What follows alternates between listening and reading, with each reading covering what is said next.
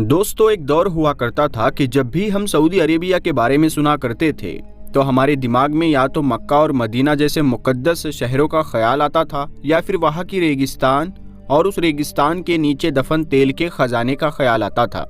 मगर फिर जब वक्त बदला, हालात बदले और हुक्मरान बदले तो मानो वहाँ पर सब कुछ बदल गया। और पिछले 5-6 साल से लगातार आप लोग भी देख रहे होंगे कि सऊदी अरेबिया के साथ एक ऐसी चीज़ खास कर दी गई है जिसका ख्याल सऊदी अरेबिया का नाम सुनते ही सबसे पहले आता है, और वो चीज़ है विजन 2030, या फिर आसान भाषा में कहे तो 2030 का सबसे बड़ा मिशन,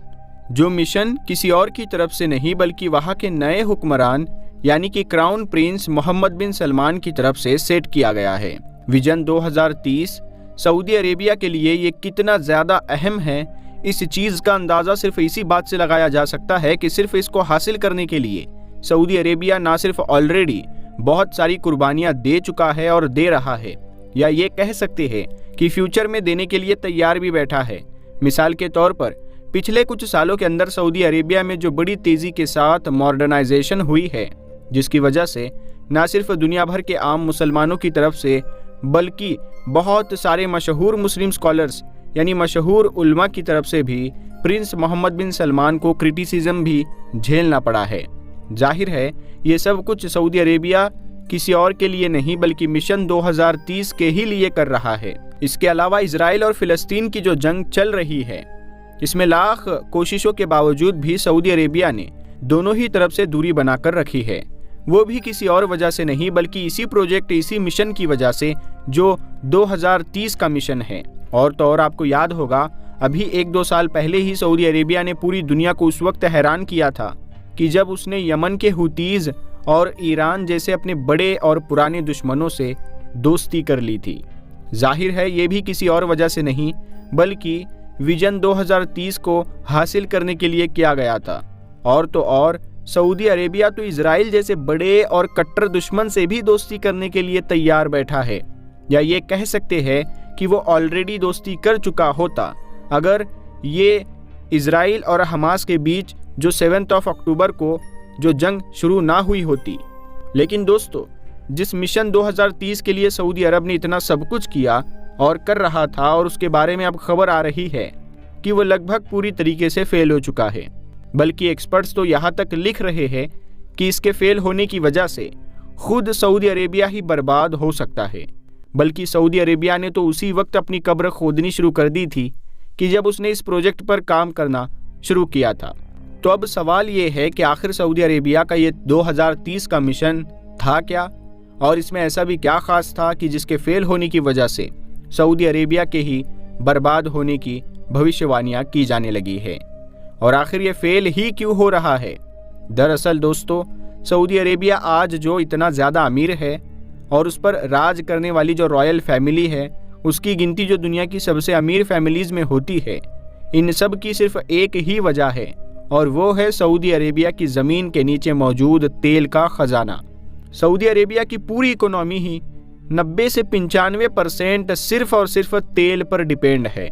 मगर जैसा कि हम जानते हैं कि ऑलरेडी बहुत सारी रिसर्च ये बात क्लियर कर चुकी है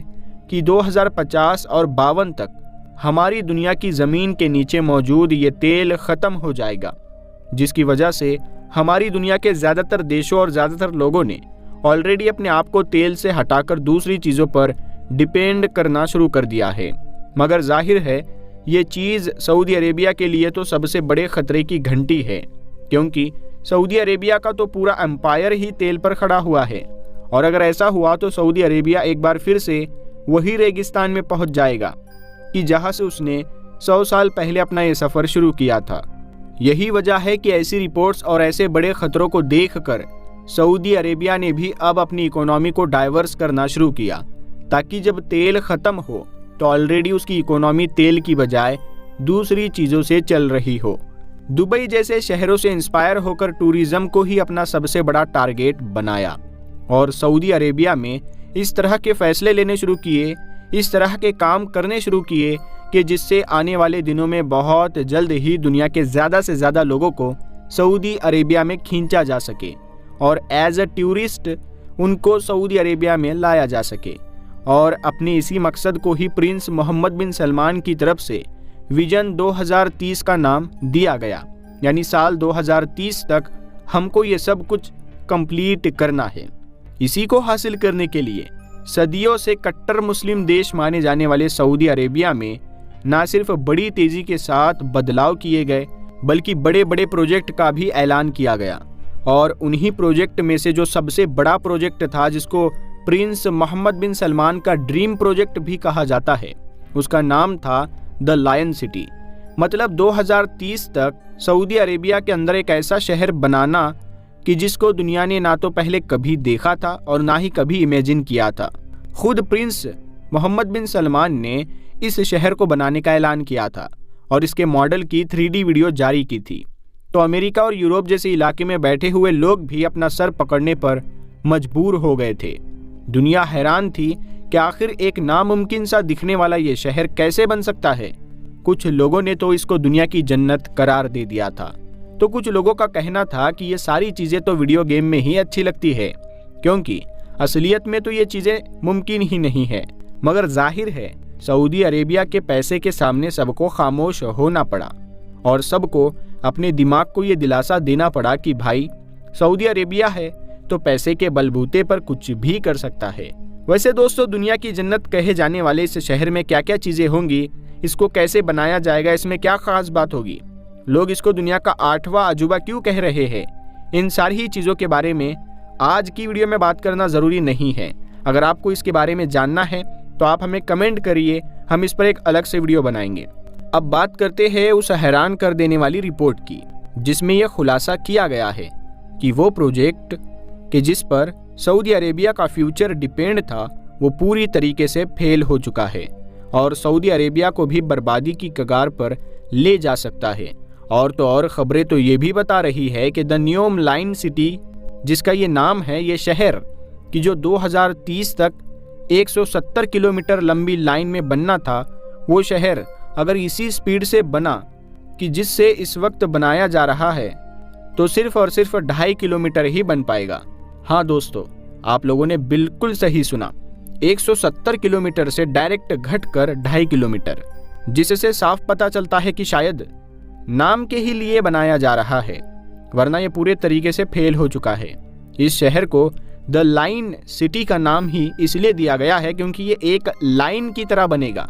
मतलब बिल्कुल पतला सा शहर होगा, लेकिन इसकी लंबाई हद से ज़्यादा यानी 170 किलोमीटर होगी और ये लाइन भी 2 शीशों की होगी और इन 2 शीशों के बीच में ही वो शहर मौजूद होगा। और ये 170 किमी के करीब लंबी शीशे की लाइन की, जिसको आप लोग शीशे की दीवार भी कह सकते हैं, ये हाइट में इतनी ज़्यादा होगी कि फ्रांस का आईफिल टावर भी इससे छोटा रह जाएगा। मगर इस लाइन सिटी की चौड़ाई सिर्फ 200 मीटर, जो 170 किलोमीटर लंबाई के हिसाब से वाकई काफ़ी कम है। गवर्नमेंट ने दावा किया था कि ये पूरा नियोम प्रोजेक्ट लगभग 4,60,000 के करीब नौकरियां पैदा करेगा। और तो और दुनिया का अजूबा समझी जाने वाली इस सिटी में भविष्य में 9 मिलियन यानी कि 9 लाख के करीब लोग रहेंगे, जो खुद सऊदी अरेबिया की टोटल आबादी का 20 से 25% बनते हैं। मगर अब जब ये फेल हो चुका है और 170 किलोमीटर से डायरेक्ट 2 किलोमीटर पर आ चुका है, तो रहने वाले लोगों की तादाद भी 9 मिलियन से डायरेक्ट 3 लाख पर आ चुकी है। लेकिन दोस्तों, अब सवाल यही है कि ये बड़ा प्रोजेक्ट जो प्रिंस मोहम्मद बिन सलमान का सबसे बड़ा सपना माना जा रहा था, ये फेल क्यों हुआ? तो इसके पीछे सबसे पहली और मेन वजह बताई जा रही है पैसे की कमी। जी हाँ दोस्तों, भले ही ये हैरानी की बात है कि सऊदी अरेबिया को भी पैसे की कमी हो सकती है, लेकिन सच में ऐसा हुआ है और उसकी वजह थी रशिया यूक्रेन के बीच लगातार चलने वाली ये खतरनाक जंग।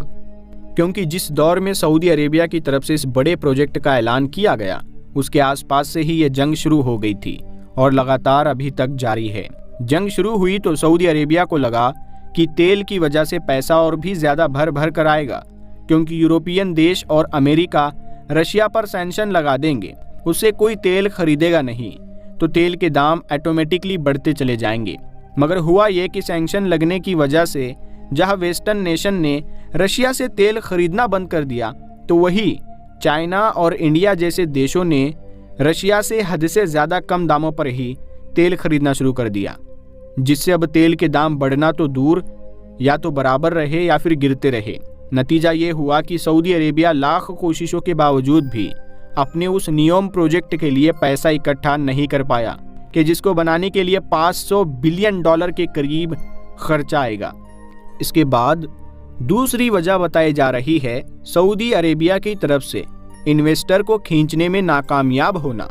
दरअसल जितना बड़ा इस प्रोजेक्ट का बजट था, उस हिसाब से पहले से ही ये माना गया था कि सऊदी अरेबिया यूरोप और अमेरिका के इलाके से बड़े बड़े बिजनेसमैन को इन्वेस्ट करने के लिए खींच कर लेकर आएगा। इसके अलावा यूरोप और अमेरिका की ऐसी कंपनीज को भी खींच कर लेकर आएगा जो टेक्निकली हद से ज़्यादा एडवांस हो, क्योंकि जिस तरह का ये शहर बनाया जा रहा था उसमें तो ऐसी टेक्निकल चीज़ें दिख रही थी कि जिनको बनाने के लिए अभी टेक्नोलॉजी मौजूद ही नहीं है। और सऊदी अरेबिया ना तो पैसों के लिए इन्वेस्टर को खींच पाया और ना ही